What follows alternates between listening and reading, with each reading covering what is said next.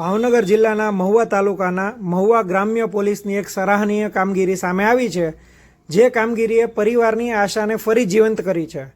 મોટા મોભિયાણા ગામના ઝાકીર હુસેન રાજન અલી નકવીએ પોતાની પુત્રવધૂને આફ્રિકાના લુબુમ્બાસી શહેરમાંથી છોડાવવા માટે ઉછીના લઈને 10 લાખ રૂપિયા ચૂકવ્યા હતા, પરંતુ રકમ યોગ્ય સ્થળે પહોંચી ન હતી।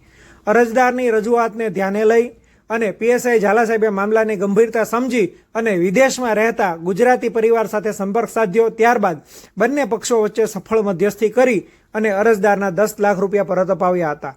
પોતાની મહેનતની કમાણી પરત મળતા અરજદારે જિલ્લા વડા નીતિશ પાંડે, ડીવાયએસપી રેમાબા ઝાલા તથા પીએસઆઈ ઝાલા સાહેબનો આભાર વ્યક્ત કર્યો હતો અને અહીં પોલીસે સાચા અર્થમાં તેરા તુજકો અર્પણ કાર્યક્રમની પોલીસે સાર્થક